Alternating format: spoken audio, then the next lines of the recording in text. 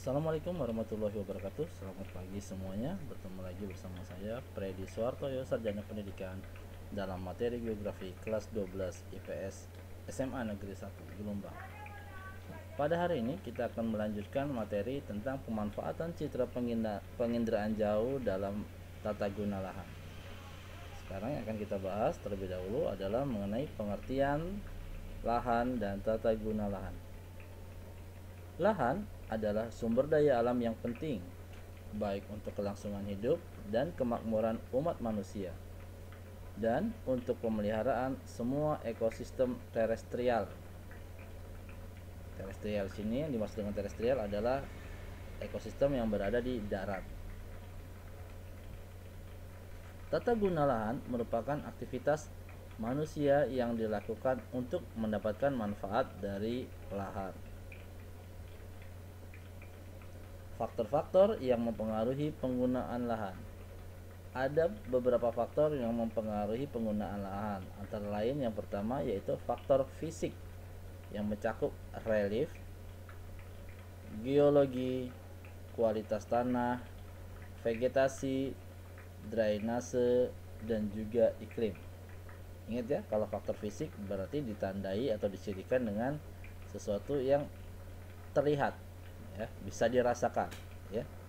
Contoh misalnya relief ini berarti tinggi rendahnya permukaan bumi, kan bisa lihat kan, yang kalau permukaan bumi yang tinggi contohnya bukit, gunung gitu ya. Geologi berarti batuan-batuannya, ya, bisa dilihat batuan-batuannya besar-besar atau kecil-kecil, ya. Kualitas tanahnya, kualitas tanah ini berarti mutu tanahnya, subur atau tidak subur, ya. Vegetasi, apa itu vegetasi? Ada yang masih ingat? Ya, vegetasi itu adalah tumbuhannya. Tumbuhan juga mempengaruhi penggunaan lahan, ya. Drainase itu adalah sistem pengairannya, ya, dan juga iklim. Oke, kita lanjut yang kedua. Faktor ekonomi yang mencakup tingkat perkembangan ekonomi, sistem keuangan, perdagangan, transportasi, dan teknologi, ya. Perkembangan ekonomi, contohnya misalnya kalau penduduk di desa cenderung menggunakan tanahnya untuk bertani, ya, sedangkan kalau di kota penggunaan tanahnya biasanya untuk ruko-ruko, pemukiman, dan lain sebagainya. Oke, yang ketiga yaitu faktor konfigurasi budaya yang mencakup konsentrasi penduduk, relasi sosial, adat istiadat, tradisi, tingkat pendidikan, dan sistem penguasaan lahan. Klasifikasi lahan.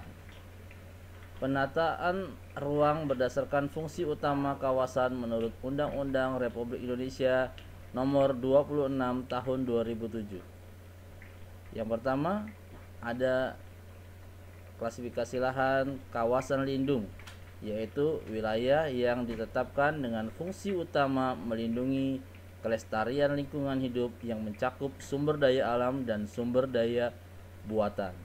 Di mana yang dimaksud dengan sumber daya alam adalah segala sesuatu yang masih terdapat di alam, yang apabila dimanfaatkan dapat bermanfaat bagi kesejahteraan hidup manusia. Sedangkan sumber daya buatan berarti adalah segala sesuatu hasil dari cipta karsa manusia yang dibuat oleh manusia, ya.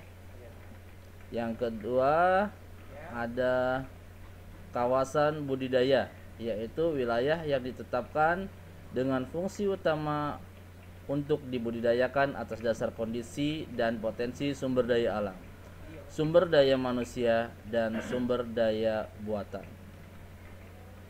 Nah, ini contohnya, ya, kawasan budidaya, misalnya waduk atau waduk itu bendungan, ya. Kemudian berikutnya kita akan bahas tentang interpretasi peta dan pengolahan citra penginderaan jauh terkait tata guna lahan.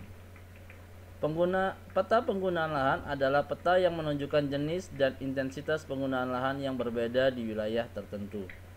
Peta penggunaan lahan merupakan salah satu bentuk peta tematik atau peta khusus. Citra Landsat banyak digunakan oleh peneliti karena memiliki resolusi yang besar, sehingga kenampakan objek dapat diinterpretasikan dengan tepat. Nah, ini dia contoh citra Landsat. Oke, sampai di sini dulu pertemuan kita pada pagi hari ini. Saya akhiri, wabillahi taufik wal hidayah. Wassalamualaikum warahmatullahi wabarakatuh.